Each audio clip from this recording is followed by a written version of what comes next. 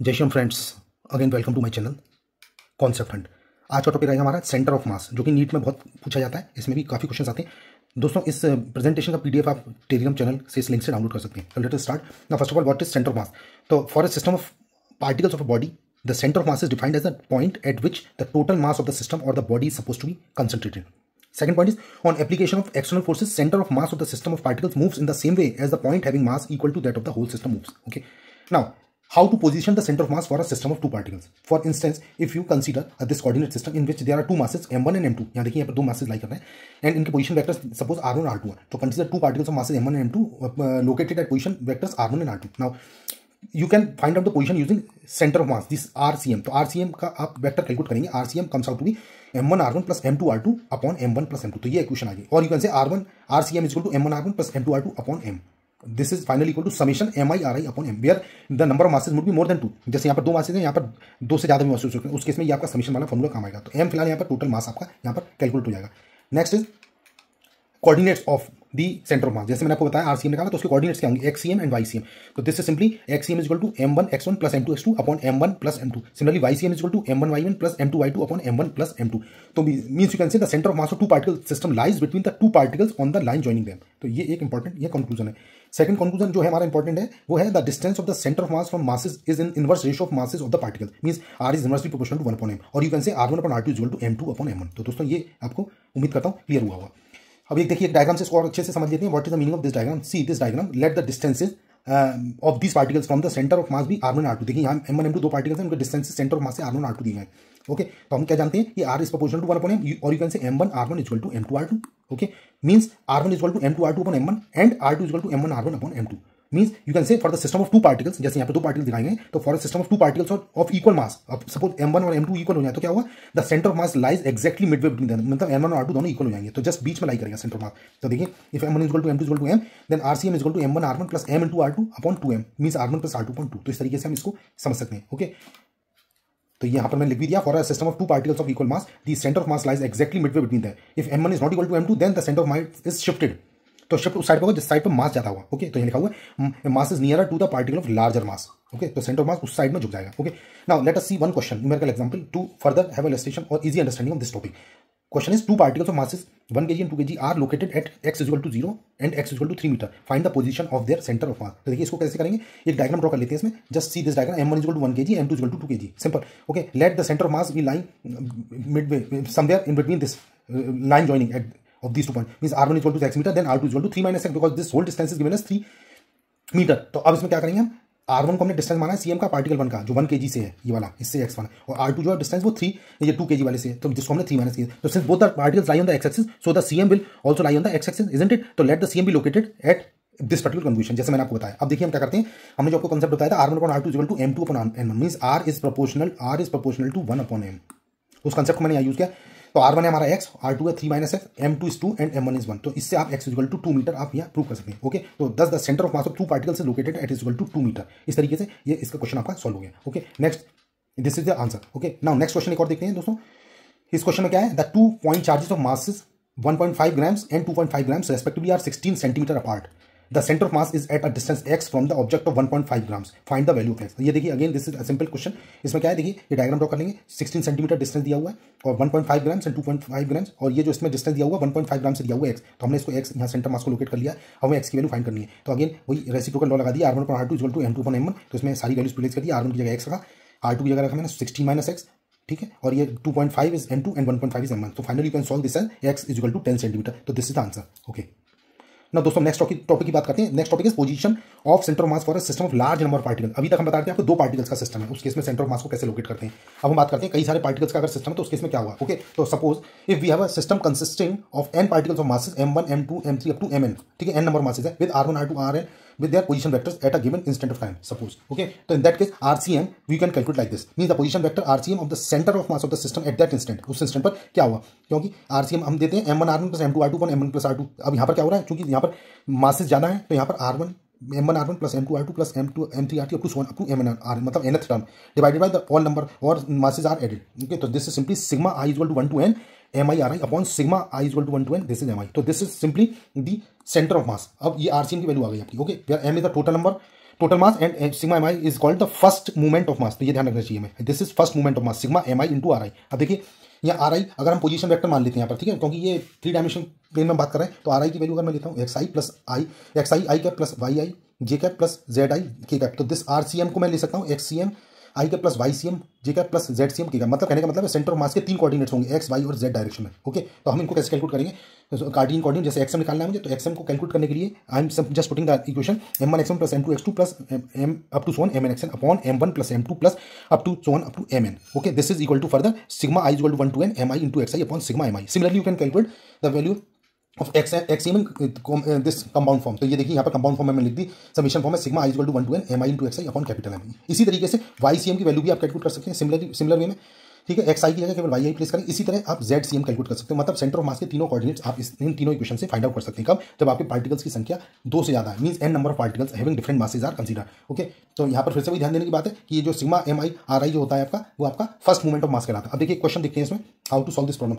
तो the position vectors of 3 particles of mass m1 is equal to 1 kg, m2 is equal to 2 kg and m3 is equal to 3 kg are r1 i plus 4j plus k metre, r2 is equal to i plus j plus k metre and r3 is equal to 2i minus j minus 2 k metre. ये तीनों position vector दे रखे हैं और तीनों masses दे रखे हैं। Find the position vector of their centre of. तो देखिए सिंपल है, बेसिकली आरसीएम का हमें फॉर्मूला लिखना है, तो इसको कैसे करेंगे हम इसमें कर देंगे। देखिए फॉर्मूला, क्योंकि 3 पार्टिकल्स का क्वेश्चन है तो यहाँ पर 3 सम लिखने हैं आपको। देखिए ये देखिए RCM is equal to m1 r1 plus m2 r2 plus m3 r3 upon m1 plus m2 plus m3। तो इस इक्वेशन की मदद से आप वैल्यू कैलकुलेट करेंगे। इसमें m1 r1 ये सारी वैल्यूज आपको दे रखी है क्वेश्चन में, तो आप जस्ट पुट कर दीजिए इसमें आरसीएम की वैल्यू आपकी आ जाएगी। देखिए m1 की जगह 1 लिखा, m2 की जगह 2 और m3 की जगह 3 लिखा, और ये r1 r2 r3 position vector भी क्वेश्चन में दे रखे हैं आईजे की टर्म्स में, और इसको फाइनली मैंने m1 plus m2 plus m3 से डिवाइड किया। तो इसको मैं जब सॉल्व करूँगा तो I am getting 9i cap plus 3j cap minus 3k cap upon 6। Okay, तो finally you can get RCM is equal to 1/2 3i plus j minus k metre. Okay, इसमें से 2 कॉमन ले लिया, या फिर आप इसमें भाग लगा दिए। ओके, 2 से डिवाइड कर दिए तो आपका इस तरीके 3 से डिवाइड कर दिए, 3 कॉमन लेके, तो आपका इस तरह से क्वेश्चन आ जाएगा। ओके, तो ये आपका इस केस में आंसर आ गया। ओके दोस्तों, तो उम्मीद करता हूँ ये क्वेश्चन आपको क्लियर हुआ। एक क्वेश्चन और देखते हैं।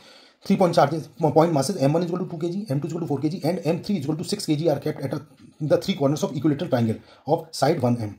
Okay, find the location of their centre of mass. अब देखिए इसमें क्या करना है, हम एक डायग्राम बना लेते हैं। देखिए ये इक्विलेटरल ट्रायंगल के तीनों कोनों पर रखे गए हैं ये मासेज m1 m2 m3, जैसा उसने क्वेश्चन में कहा है। ओके, इसकी साइड 1 मीटर है, तो इसकी location of their centre of मास हमें इसमें क्या करना है, तो हमें अगेन यहाँ पर देखना पड़ेगा। यहाँ से one thing is clear from the figure that the coordinates of m1 R see this 0 0। Okay, m2 के क्या होंगे, यहाँ पर देखिए, यहाँ पर इसको जाएंगे 1 और 0, और इसके कोऑर्डिनेट्स क्या होंगे दोस्तों, यहाँ पर इसके कोऑर्डिनेट्स निकालने के लिए आप देखिए इसको पाइथागोरस थ्योरम से अप्लाई करेंगे। जब इसको सॉल्व करेंगे तो ये हाफ हो गया, ये 1 हो गया, तो आप इसमें अगर इसको कैलकुलेट करेंगे तो ये हो जाएगा हाफ, इसके कोऑर्डिनेट जो होंगे हाफ, और ये हो जाएगा √3/2। ओके, ये वाला कोऑर्डिनेट, तो इसका मतलब है ये तीनों कोऑर्डिनेट की मदद से अब आप एक्ससीएम निकाल लीजिए।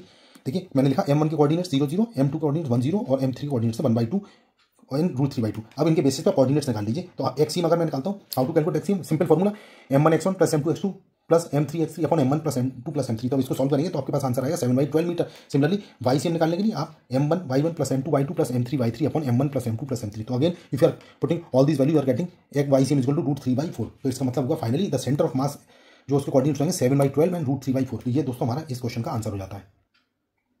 तो दोस्तों अब बात करते हैं नेक्स्ट टॉपिक की, position of centre of mass of continuous body. अभी देखिए हमने पहले 2 पार्टिकल की बात की, फिर 3 पार्टिकल, फिर n नंबर पार्टिकल। अब हम कंटिन्यूअस बॉडीज के केस में पोजीशन कैसे करते हैं सेंटर ऑफ मास को, जिसको सीएम बोलते हैं। तो for a real body which has a continuous distribution of matter, point masses are differential mass elements, मतलब उसमें छोटे एलिमेंट्स ले सकते हैं, ठीक है, and their centre of mass is defined as like this XCM is equal to integral. अब चूंकि कंटिन्यूअस बॉडी है तो यहाँ पर आप इंटीग्रल की मदद से फाइंड आउट करते हैं, ठीक है। अब तक हम क्या करते हैं, सिंपल समीशन ले रहे थे। Now instead of summation now we would consider integration. तो XCM is equal to integral x dm upon integral dm which is equal to angle x dm upon capital M, means m is the total mass.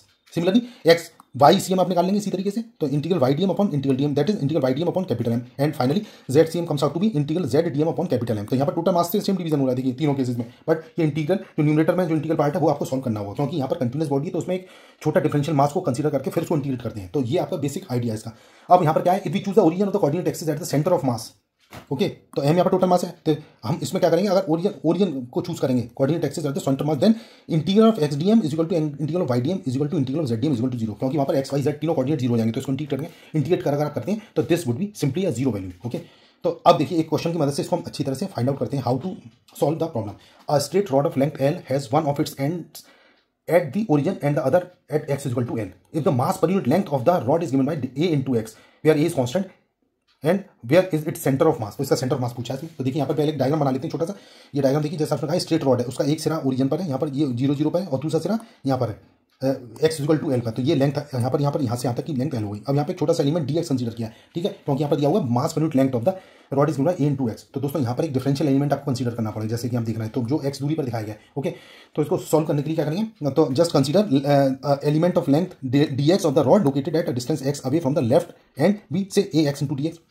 Okay, अगर mass इसका आप calculate करेंगे तो इस तरीके से, क्योंकि पर यूनिट लेंथ का दे रखा है यहाँ पर। ओके, तो हमें ए एक्स दे रखा है, तो हम इसको ए एक्स इंटू डी एक्स कर देंगे, तो इतने पर्टिकुलर एरिया का, इतने पर्टिकुलर एलिमेंट का जो मास होगा वो ए एक्स इंटू डी एक्स हो जाएगा। अब देखिए आगे क्या करेंगे, इसमें हम इसका एक्स सी एम, जैसे मैंने आपको बताया था 1/m integral x D M, इससे हम इसको सॉल्व करने की कोशिश करेंगे। अब यहाँ पर देखिए, यहाँ पर लिमिट आपको देखनी पड़ेगी एक्स की, तो हम कहाँ से कहाँ तक ले रहे हैं, 0 से एल तक, तो यहाँ पर 0 से एल तक की लिमिट हो जाएगी। तो देखिए ये 1/m 0 to l एक्स, और डी एम की जगह मैंने क्या लिखा, ए एक्स इंटू डी एक्स, क्योंकि डिफरेंशियल एलिमेंट का जो मास होगा इतना, वो ए एक्स तो पर यूनिट लेंथ पे है, तो इसको डी एक्स मल्टीप्लाई कर दिए, तो this is the mass of this particular D x length, right. अब इसको सॉल्व कर लीजिए, तो ये हो जाएगा integral 0 to l x dot A x D x, ये हो गया, और एम को हम लिखते हैं 0 to l A x D x, ये टोटल मास हमने निकाल लिया। जब इसको सॉल्व करेंगे तो ये इंटीग्रेशन जैसे हम लोग पढ़ते आ रहे हैं, ए कांस्टेंट है और एक्स स्क्वायर का हो जाएगा x³ 0 से l लिमिट में divided by, again this is a x square by 2, because this is x, a constant, तो 0 से l की लिमिट में, तो फाइनली जो आंसर आएगा हमारा 2/3l हो जाएगा। ये this XCM comes out to 2/3l। Now what about YCM, अब देखिए YCM यहाँ पर क्या होगा, 0 होगा। उसका कारण क्या है, क्योंकि y कोऑर्डिनेट यहाँ पर 0 है, ठीक है, आप देख सकते हैं यहाँ पर, क्योंकि यहाँ पर केवल x डायरेक्शन में ही है, यहाँ पर y एक्सिस पर, मतलब y एक्सिस पर जो उसका कोऑर्डिनेट है वो 0 है, इसलिए YCM की वैल्यू यहाँ पर 0 आ जाएगी। ओके, एंड सिमिलरली ZCM भी यहाँ पर 0 होगा, क्योंकि यहाँ पर केवल एक ही डायमेंशन में इसकी पैरामीटर दिया हुआ है, विच इज x। ओके, तो hence the centre of mass would be simply 2/3l 0 0, तो ये हो जाएगा इसके कोऑर्डिनेट। मीन्स यू कैन से इसका जो सेंटर ऑफ मास होगा वो 2/3l होगा फ्रॉम वन एंड, किसी एक एंड से 2/3l दूरी पर इसका सेंटर ऑफ मास होगा। तो दोस्तों ये था आपका आंसर। ओके, अब नेक्स्ट क्वेश्चन देखते हैं, नेक्स्ट टॉपिक देखते हैं, position of centre of mass of symmetrical body. अब देखिए सिमेट्रिकल बॉडीज के केस में सेंटर ऑफ मास निकालना आसान होता है, क्योंकि जैसा नाम से मालूम पड़ रहा है सिमेट्री होती है जिसमें, तो सेंटर ऑफ मास भी एक सिमेट्री होल्ड करते हैं। तो बेसिकली यहाँ पर कुछ 3 बहुत इंपॉर्टेंट चीजें हैं, जो पॉइंट्स मैं आपको यहाँ पर बताना चाहता हूँ। नंबर 1, 3 वेरी इंपॉर्टेंट पॉइंट्स क्या है, जैसे हम बताएंगे आपको centre of mass of symmetrical bodies के केस में। तो पहला पॉइंट क्या है, which is very important for the body symmetrical about both the axis, both the axis का मतलब है यहाँ पर, तो दोस्तों जो बोथ द एक्सिस मतलब एक्स वाई और ऑल द 3 एक्सेस, जब अगर आपका 3 डायमेंशन है तो X Y Z, the centre of mass will lie at the point of intersection of the symmetrical axis. This is very important thing centre of mass निकालने के लिए। तो there is no need to determine centre of mass, उस case में आपको जरूरत ही नहीं पड़ेगी अगर कोई सिमेट्रिकल बॉडी है, ठीक है। अब second point is the bodies which are symmetrical about one axis, centre of mass will lie on that axis. In that case you have to determine only that coordinate about which there is symmetry, तो जहां पर जिसके आप about symmetry, केवल आपको उसी का आपको सेंटर ऑफ मास कैलकुलेट करना है। देखिए इसको मैं एक एग्जांपल से भी आपको अच्छे से बताऊंगा, तो डोंट वरी। थर्ड पॉइंट और देखिए, इफ एन अरेंजमेंट और body is not symmetrical about any axis then determine all the required coordinates. अब यहाँ पर आपको मेहनत करनी पड़ेगी, अगर कोई सिमेट्री नहीं है सिस्टम में तो फिर आपको तीनों आपके कोऑर्डिनेट्स निकालने पड़ेंगे, मतलब एक्स वाई जेड तीनों कोऑर्डिनेट्स निकालने पड़ेंगे। ओके, तो एक एक करके हम इन चीज़ों को और डिस्कस करते हैं डिटेल में। तो देखिए कुछ पहले मैं आपको बेसिक बता देता हूँ, कुछ जो सिमेट्रिकल बॉडीज है उनके स्टैंडर्ड सेंटर ऑफ मास किस तरह से लाई करते हैं। तो यहाँ पर मैंने कुछ एक टेबल देता हूँ, जैसे centre of mass of some symmetrical bodies. For example ये देखिए बॉडी, इसका फिगर देता हूँ यहाँ पर, ये position of centre of mass क्या है। तो for example number 1 uniform sphere, या फिर हॉलो या फिर सॉलिड हो सकता है। तो इस तरह का अगर कोई स्फीयर है उसका सेंटर ऑफ मास क्या होगा, उसके सेंटर, स्फीयर के सेंटर पर होता है। Second point, uniform circular ring, अगर कोई रिंग है आपकी तो उसका सेंटर ऑफ मास कहाँ होगा, उसके सेंटर पे होगा, रिंग के सेंटर पर होगा। इसी तरह से यूनिफॉर्म सर्कुलर डिस्क है अगर, तो उसका भी सेंटर ऑफ मास उसके सेंटर होगा, डिस्क के सेंटर पर होगा। तो ये तो रही दोस्तों आपकी बिल्कुल सिंपल चीज़ है। अब आगे देखते हैं, कोई यूनिफॉर्म रॉड है आपकी, उस यूनिफॉर्म रॉड है, ओके, तो उसका मतलब यूनिफॉर्म रॉड का मतलब उसकी मास जो है पर यूनिट लेंथ मतलब आपका कॉन्स्टेंट है। ओके, तो इसका मास जो है वो यूनिफॉर्मली डिस्ट्रीब्यूटेड है, तो उसके सेंटर पर होगा, रॉड के सेंटर ऑफ मास जो होगा उसके सेंटर पर होगा। Then next plane square lamina है, ये देखिए आप प्लेन स्क्वायर लेमिना है, उसका क्या जो होगा, उसका पॉइंट ऑफ इंटरसेक्शन डायगोनल्स पे होगा। ये अगर उसके डायगोनल्स आप देखेंगे तो उसके सेंटर पे जो होगा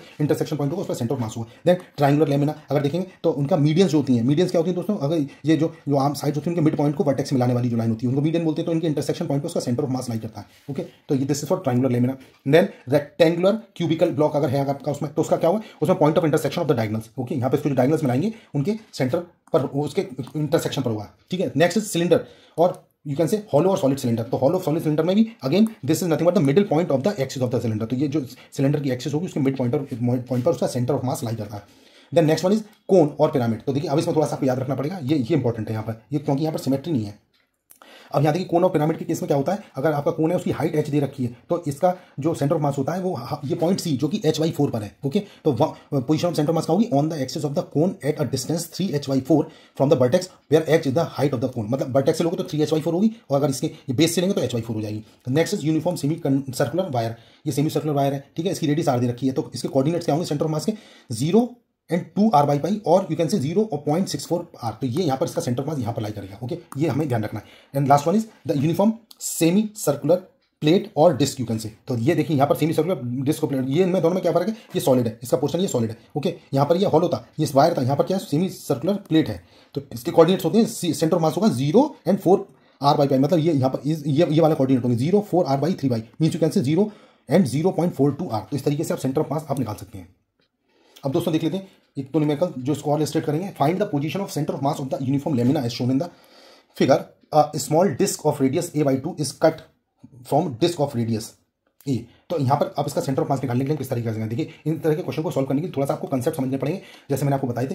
तो यहाँ पर क्वेश्चन छोटा सा है, लेकिन उसको करने का तरीका क्या है, तो यहाँ पर आप पहले देखिए दो एरिया है। तो पहला एरिया तो एक बड़े वाले सर्किल का, ये जो बड़ा वाला सर्किल है, और एक एरिया आपका दूसरे छोटे सर्किल का। तो दोनों एरिया पहले आपको कैलकुलेट करने हैं। तो कैसे करेंगे, A1 क्या होगा, बड़े वाले सर्किल का एरिया होगा pi into a², because this radius A, and छोटे वाले सर्किल का जो रेडियस होगा वो होगा A2 which is pi into a/2 का होल स्क्वायर, क्योंकि इसमें क्या कहा है, उसमें a/2 रेडियस का जो सर्किल बनाया है छोटा वाला। तो इस तरीके से हमने एरिया A1 और A2 कैलकुलेट कर दिए। तो ये आ गया, एक आ गया पाई a² एंड दूसरा आ गया पाई a²/4। अब देखिए, अब इसके बाद क्या करना है, अब हम कोऑर्डिनेट्स निकाल लेंगे x1 y1, मतलब जो coordinates of centre of large circle, बड़े वाले सर्किल के कोऑर्डिनेट्स होंगे सेंटर पे होंगे, और जो छोटा वाला सर्किल है दोस्तों उसके कोऑर्डिनेट्स होंगे। देखिए इस coordinates of centre of mass of large circle ये हो गया, और जो छोटा वाला सर्किल है स्मॉल सर्किल उसके कोऑर्डिनेट्स होंगे, उसके जो कोऑर्डिनेट्स होंगे वो a/2 और 0 पर होंगे। क्लियर, यहाँ से साफ दिख रहा है, ठीक है। a/2 और 0 कहाँ होगा, ये यहाँ पर हो जाएगा।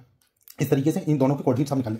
अब बारी आती है सेंटर ऑफ मास निकालने की। तो देखिए सेंटर ऑफ मास निकालने के लिए फॉर्मूला वही लगाएंगे, a1 into x1 minus a2 x2 upon a1 minus a2। तो इसमें हम फॉर्मूले में वैल्यू रख देंगे, ये फॉर्मूला आपको बता चुका हूँ, ठीक है। तो यहाँ पर अगर आप वैल्यूज रखेंगे तो ये देखिए एरिया हम निकाल चुके हैं पाई a², और ये x1 इसका कोऑर्डिनेट मैंने आपको बताया 0 है, x2 क्या है a/2 है। तो हमने सारी वैल्यूज प्लेस कर दी, अभी जो मैंने आपको लास्ट स्लाइड में दिखाई है वो सारी वैल्यूज प्लेस करूँगा। तो मेरे पास ये जो आंसर आएगा निकल के -a/6 आ जाएगा, मतलब x कोऑर्डिनेट आ गया सेंटर ऑफ मास का। इसी तरह से y कोऑर्डिनेट अगर मैं निकालूंगा तो इस केस में 0 आएगा, क्योंकि ये मेरा जो सिस्टम है पूरा, जो मैंने आपको सिस्टम अभी दिखाया है, वो सिस्टम सारा x एक्सिस पर है, y एक्सिस पर कोऑर्डिनेट उसके 0, इसलिए सेंटर ऑफ मास जो होगा y एक्सिस कोऑर्डिनेट उसका 0 हो जाएगा। ओके, तो इस तरह से हम कह सकते हैं कि फाइनल जो सेंटर ऑफ मास होगा वो लेमिना का क्या होगा, coordinates -a/6 and 0। This is the final answer.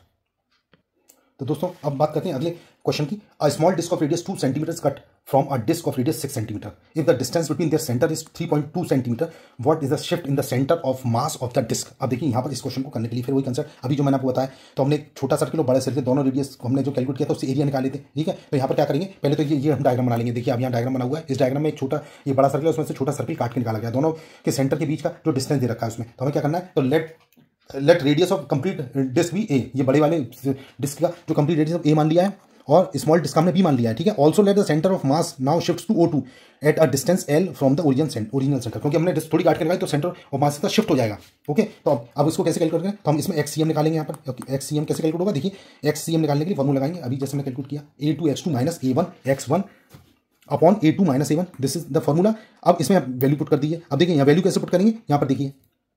तो दोस्तों बस इसमें एक चीज़ थोड़ी सी आपको समझनी पड़ेगी, क्योंकि यहाँ मासेस के बारे में कोई जिक्र नहीं किया, तो यहाँ मास पर यूनिट लेंथ आपको एज्यूम करना पड़ेगा। जैसे मैंने यहाँ सिग्मा ले लिया है, ओके, तो यहाँ सिग्मा एज्यूम किया है, तो this is minus sigma into pi into b² into x1। Now how to obtain this thing. तो दोस्तों इसको समझना बहुत आसान है। यहाँ पर देखिए, यहाँ पर x2 की वैल्यू तो 0 है दोस्तों, यहाँ x2 वैल्यू 0, तो ये वैल्यू तो 0 हो जाएगी।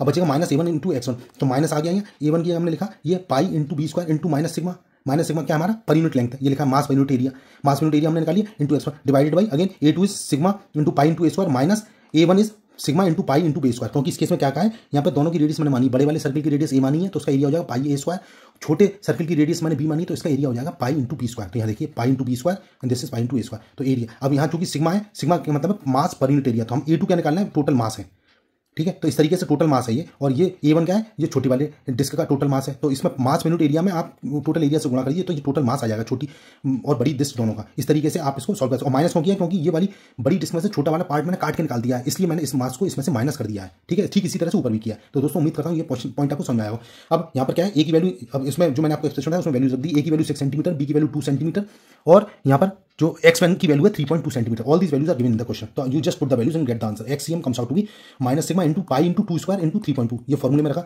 Divided by sigma into pi into 6 का square minus sigma into pi into 2 का स्क्वायर। ये सारी वैल्यू दे रखी है, इसको सॉल्व कर लीजिए, सिग्मा कैंसिल हो जाएगा दोस्तों न्यूमरेटर डिनोमिनेटर में से, तो आपका आंसर आ जाएगा ये -0.4 सेंटीमीटर्स। ओके, तो इस तरीके से मैंने ये XCM की वैल्यू कैलकुलेट कर ली, ठीक है। अब यहाँ जो मेन चीज़ है, माइनस साइन क्या कर रहा है, minus sign indicate the left side shift from the centre, मतलब सेंटर से लेफ्ट पर शिफ्ट हो जाएगा, क्योंकि मैंने जिसका कोई पोर्शन काट के निकाल दिया तो सेंटर ऑफ मास जो है वो हायर मास की तरफ शिफ्ट हो जाता है, जैसे मैंने आपको बताया था अभी शुरुआत में। तो इस तरीके से हम इस क्वेश्चन को सॉल्व कर सकते हैं। ओके, एक क्वेश्चन और देखते हैं दोस्तों। देखिए क्वेश्चन ये नेक्स्ट सारे देखिए आपको कंसेप्चुअल क्वेश्चन करा रहा हूँ और जो आपके नीट एग्जाम के लिए बहुत हेल्पफुल है। तो देखिए इसको ध्यान से, 2 in identical rods each of mass m and length l are connected as shown in figure, locate the centre of. अब ये देखिए यहाँ पर टी शेप का एक उन्होंने वो डायग्राम बना रखा है, ठीक है। तो this system is basically symmetrical about X axis, यहाँ पर देख सकते हैं। तो hence we need to find XCM, यहाँ पर केवल XCM निकालना है, हमें YCM निकालने की जरूरत नहीं, क्योंकि इस केस में ये जो है आपका एक्स एक्सिस के अबाउट सिमेट्रिकल है। तो here will be take coordinates of centre of mass of rods, यहाँ पर रॉड के जो सेंटर ऑफ मास हम लेंगे। तो यहाँ पर थोड़ा सा इसको और थोड़ा सा मैंने यहाँ लिख दिया है, देखिए यहाँ पर हमें केवल एक्स कोऑर्डिनेट निकालने की जरूरत है। अब हम यहाँ पे एक डायग्राम यहाँ पे इसको रीड्रॉ कर लेते हैं। ये नंबर 1 दे दिया एलिमेंट और ये नंबर 2 दे दिया, ओके ना। इसका मतलब क्या देखिए दोस्तों, ये इसकी लेंथ L है, ये भी लेंथ L है। तो हम यहाँ पर क्या करेंगे, हम यहाँ पर सिंपली मास M1 को M मैंने मैज्यूम किया, ओके, रॉड 1 के लिए, और इसका एक्स कोऑर्डिनेट x1 0 है, जैसे कि यहाँ क्वेश्चन में दिया हुआ है। सिमिलरली रॉड 2, ये वाली रॉड 2 है, इस रॉड 2 के लिए M2 भी M है, क्योंकि मास सेम है, और इसका एक्स कोऑर्डिनेट क्या है यहाँ पर L/2 हो गया, ओके। एक्स कोऑर्डिनेट इसका यहाँ पर L/2 है, x2 जो है L/2 हो गया इस केस में, यहाँ पर देख सकते हैं इस केस में ये L/2, क्योंकि ये यहाँ पर ये टोटल लेंथ जो है उसकी हाफ लेंथ हो गई। तो इसके मतलब x2 आपकी हो गई L/2 और x1 यहाँ पर 0 है, ठीक है। तो इस पॉइंट के रेस्पेक्ट में देख रहे हैं दोस्तों, इस पॉइंट के रेस्पेक्ट में, ओके। इसका कोऑर्डिनेट जो है 0 है, x1 0 है, इसका x2 है जो L/2 है। तो यहाँ से यहाँ तक की दूरी L/2 हो गई, क्योंकि टोटल लेंथ हमने यहाँ पर L ले रखी है। इस तरीके से हमने L1 L2 sorry M1 M2 और x1 x2 निकाल ली। अब हमारा सिंपल काम है XCM निकालने का, मीन्स कोऑर्डिनेट एक्स कोऑर्डिनेट, क्योंकि हमें यहाँ जो सिमेट्री है इसकी एक्स एक्सिस के अबाउट है, इसलिए हमें केवल XCM कैलकुलेट करने की जरूरत है। यहाँ पर YCM आपको कैलकुलेट नहीं करना है। तो फिलहाल ये आंसर हम इससे कैलकुलेट कर सकते हैं। यहाँ पर वैल्यूज फीड कर दीजिए, तो m into 0 plus m into L/2 divided by m plus m, okay. तो finally you are getting this as L/4, okay. जैसे मैंने आपको बताया YCM 0 ही रहेगा सिमेट्री की वजह से, तो सेंटर ऑफ मास इसका फाइनली आपका दोस्तों यहाँ L/4 एंड 0। तो this is the final answer. दोस्तों एक क्वेश्चन और देख लेते हैं, इससे और कंसेप्ट काफी मजबूत होंगे दोस्तों। Find the coordinates of centre of mass of a quarter ring of radius R placed in the first quadrant of a Cartesian coordinate system with centre at origin. अब देखिए इस क्वेश्चन को हमने बहुत मतलब सिंपल वे में इसके language लिखी है, लेकिन इसको करने के लिए थोड़ा कंसेप्ट चाहिए। तो यहाँ पे इसमें आपको एक डायग्राम ड्रॉ करना पड़ेगा इस लैंग्वेज को समझ के। तो यहाँ देखिए इसमें क्वार्टर ले रखा है बेसिकली उसने, है ना, ये लिखा है ना क्वार्टर फर्स्ट क्वाड्रेंट में। तो फर्स्ट क्वाड्रेंट का मतलब ये फर्स्ट क्वाड्रेंट होगा, जैसे कोऑर्डिनेट एक्सिस ऐसे बनाते हैं तो ये फर्स्ट क्वाड्रेंट होता है, ठीक है। तो ये वाले क्वाड्रेंट की बात कर रहा है। तो यहाँ पर हमें क्या करना है, सर्किल का एक हमें 1/4 हिस्सा ले लेना है। तो यहाँ पर ये हमने ले लिया है, ठीक। अब इसका सेंटर ऑफ मास पता करना है। तो यहाँ पे क्या करेंगे, यहाँ पर जो डिस्टेंस DC हम जो कैलकुलेट कर रहे हैं, ये जो डिस्टेंस सॉरी OC, ये जो OC डिस्टेंस है इसको कैलकुलेट कैसे करेंगे। तो OC is nothing but the centre of mass from the centre. आप यहाँ अच्छे से देख सकते हैं, क्योंकि हमें उन्होंने कहा कि रिंग का क्वार्टर रिंग है, मतलब रिंग पूरी इस तरीके से होती है, उसका एक चौथाई हिस्सा ले लिया ये वाला क्वार्टर रिंग, उसकी रेडियस हमारी कितनी आ रहा है। तो यहाँ पर हमारा जो डिस्टेंस हो जाएगा दोस्तों, वो डिस्टेंस कितना होगा, इसको मैं रब कर देता हूँ। ये हमारा डिस्टेंस OC क्या हो जाएगा सेंटर से, OC सेंटर से क्या होगा, आप यहाँ से ये देखिए ये OC निकाल लीजिए, ये π/4 हो जाएगा, ठीक है। ये हम सेंटर ऑफ मास अगर हम निकालते हैं तो हम इसको कैसे करेंगे, OC अगर हम निकालेंगे तो OC is nothing but R into sine π/4 divided by π/4, okay. Let us see how to find this. तो दोस्तों देखिए हम ये जो OC है, OC बेसिकली क्या रेडियस है, हम जानते हैं जो आपका जो एंगल होता है, ठीक है, angle equal to arc upon radius होता है। तो उस फॉर्मूले का हम यूज कर रहे हैं यहाँ पर। तो angle equal to arc upon radius, तो आर्क क्या है दोस्तों, ये 1/4 है ना, उसकी जो पूरी आर्क होगी, उसका जो पूरा सर्कमफ्रेंस होगा वो 2πr होगा, उसको 1/4 कर देंगे, ओके। तो इस तरीके से आप करेंगे तो आपका ये आ जाएगा OC is equal to R sine pi divided by 4 divided by π/4। तो this is theta is equal to arc upon radius, उस फॉर्मूले से मैंने इसको कैलकुलेट किया। तो फिलहाल मैं ये वैल्यूज रख दूंगा, तो 2√2 R अपॉन पाई आ जाएगा। इस तरीके से हमने OC की वैल्यू कैलकुलेट कर ली। अब हमें कोऑर्डिनेट क्या चाहिए, क्योंकि इसका जो सेंटर ऑफ मास होगा, ये जो एक चौथाई देंगे, इसके कहीं बीच में किसी कोऑर्डिनेट होगा, तो उसके हम एक्स कोऑर्डिनेट और वाई कोऑर्डिनेट निकालना चाहते हैं। तो XCM कैसे निकालेंगे, मुझे OC पता है। तो ये देखिए इस वाले छोटे वाले ट्रायंगल में ये इसका बेस हो जाएगा। तो ये क्या हो जाएगा, OC cos π/4। OC cos π/4 का मतलब हो गया इसका cos π/4, तो ये हो जाएगा 2R/5, okay. 2√2 R upon pi का इसको cos 45 से मल्टीप्लाई किए तो ये हो जाएगा 2R/5। इसी तरह से ये हो जाएगा, ये वर्टिकल कंपोनेंट हो जाएगा, ये हो जाएगा अगेन दिस OC sin 45। तो इसका OC sin 45 लेंगे तो ये भी आपका 2R/5 आ जाएगा। तो इस तरीके से ये इसके सेंटर ऑफ मास उसका कैलकुलेट हो जाएगा, उसके कोऑर्डिनेट्स आ गए। तो दोस्तों हमारा ये जो है आपका आंसर आपका कैलकुलेट हो गया। तो इस तरीके से हम क्वेश्चन करते हैं। तो दोस्तों ये था आज का वीडियो, आपको कैसा लगा बताइए और मेरे चैनल को सब्सक्राइब कीजिए। Thank you for watching my video. आपका दिन शुभ हो। जय श्री राम।